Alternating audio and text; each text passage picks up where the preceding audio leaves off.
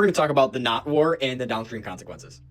Whole thing kicks off on February 28th with Operation Epic Fury, that Israel and the United States bombed about 500 targets, including killing Ayatollah Khomeini on Ramadan, as well as 160 children in an accidental bombing of a schoolhouse that was at least attributed to AI. Iran retaliates, bombs about 9 different countries. They go back and forth, obviously, for some time, but they close the Strait of Hormuz.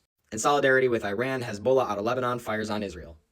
March 5th, insurance says, fuck you, I'm not insuring your ships. Imagine how much money they've paid in insurance just for the insurance companies to be like, actually, it's too dangerous, go fuck yourself. Iran then allows some tankers to go through the strait, but they have to settle in Chinese yuan. Trump then goes on socials and demands that NATO countries and China help, and they basically are like, dude, this is not my war, go fuck yourself, you're on your own. Iran then destroys Ras Laffan out of Qatar, which is an LNG producer, about 17% of the LNG. It'll take about 3 to 5 years to rebuild this. U.S. then begins an aerial campaign on the Strait of Hormuz to try to open it. March 24th, Philippines declare a state of emergency because of the lack of energy or fuel.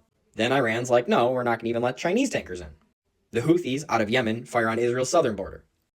Trump threatens to strike on power plants and desalination plants, which are civilian infrastructure. End of March, the U.S. is paying $4 a gallon, not seen since 2022, and $5 a gallon for diesel, which is up 40%. Beginning of April, Bahrain asks for U.S. military support, where then China and Russia and even France say, no, fuck you, we're not having it. Easter morning, Trump says, open the fucking strait, or I'm bombing your bridges and power plants, and said, praise be to Allah, to make fun of pretty much Islam. Again, war crimes, and then the Iranian people made human shields around these power plants, basically taunting Trump to didn't do it, dude. Iran then rejects the 45-day ceasefire, which is a 15-point plan from the U.S. The next day, Trump says at 8 p.m. a whole civilization will die, and that was really escalatory, but then they agreed 2 hours before 8 p.m. a 14-day conditional ceasefire that was based off of Iran's 10-point plan. April 8th, the ceasefire starts, the strait opens. Lebanon was included via a Pakistani tweet of the person who mediated it. Then Israel starts Operation Eternal Darkness, where they strike Lebanon 100 times in 10 minutes. They ended up killing 357 people in one day, which included schools, hospitals, 9 journalists, water, and food supplies. One journalist, Amal Khalil, was triple tap targeted 3 times purposely, even though they were on the phone with the Israeli government saying, please stop, don't do this. They even fired on the ambulance after they were trying to rescue her from the rubble. All they had to say is, we'll look into it. So far in Lebanon, 2,500 killed, 7,500 wounded, 1 million displaced, which is 20% of their population. So you can imagine the day later, the ceasefire was reversed and the Strait of Hormuz was closed again. The U.S. then announces the blockade of the blockade, meaning that we are restricting Iran's imports. Iran then fires on an Indian tanker with approval. The U.S. government says it'll take 6 months to clear all the mines out of the strait, and it only can start once the war is over. Sorry, not a war. The U.S. then orders all U.S. Navy to destroy Iranian ships laying mines. End of April, strait's at a 5% pre-war traffic level.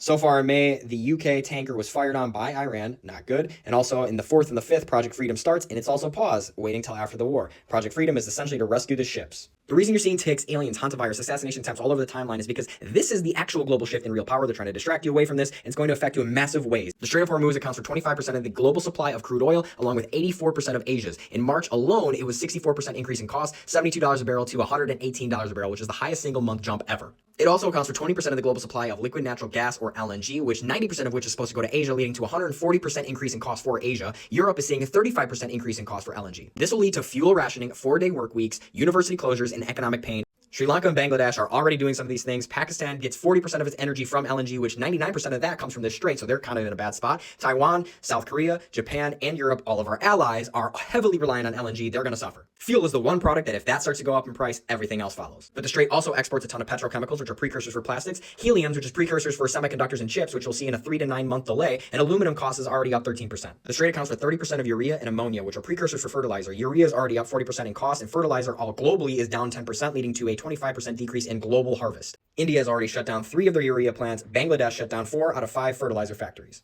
45 million will face acute hunger by June, and if this goes on for 6+ months, there's going to be a famine in Africa because Sudan, 22 million, are already in famine, and Ethiopia imports 90% of its fertilizer for crops. However, we'll feel it in the grocery store, where we'll see a rise in cost in about 6 to 9 months because it's delayed, and fertilizer is already up 31%. It could double if this does not stop, and China is limiting all its fertilizer exports simply because they want to prioritize their farmers. A third of China's oil comes from the Strait of Hormuz, so they have turned to Russia, which is now anticipating $50 to $150 billion in additional revenue. For context, it was less than $10 billion in February. They've also agreed on the Power of Siberia, which is a pipeline from Russia to China. We lifted the sanctions for India to get oil from Russia, and 90% of Russian oil goes to the BRICS nations: Brazil, Russia, India, China, South Africa, which makes up 45% of the population and 35% of the global GDP. The petrodollars agreement from 1973, which was not renewed in 2024, by the way, is where the Gulf states will use the US dollar to sell oil, which means they have a surplus of the US dollar, which then they buy bonds, which goes to our debt. So we have a permanent person to buy our debt, which means we get cheap borrowing, which is why we can do all the things militarily around the planet that we're doing. And it's all saying that we'll protect these Gulf allies if something happens. Well, guess what? Something happened and they got bombed by Iran. We are not protecting them. In fact, there's a 25-year low in currency share globally for the dollar, and central banks have been buying 1,000 tons of gold since 2022. They're hedging their bets because they're anticipating the petro yuan, which we've already seen with India and Iran settling in yuan for oil. If this happens, there goes America's borrowing power. We cannot do the military things that we've been doing, and as well as our education will suffer. Also, there goes inflation. Who's buying our debt, by the way? And our sanctions will literally mean nothing then. Not to mention the possibility of World War III. Ukraine and Russia is still going on. North Korea is looking at South Korea, and China's looking at Taiwan. The BRICS nations are actually a lot more solidified than the NATO nations, where we saw Article 5 was not adhered to when Trump tried to call in the NATO nations to help, and America's military supremacy is now being questioned. Turkey, the second biggest military in NATO, has been condemned by Israel, saying that they're the next Iran, and they're also working really closely with the Russians. Only then, when you understand the rest of this context, does the Latin American moves make more sense. Us getting into Venezuela, Cuba, Mexico is because they have resources, they have oil, and we are going to need it.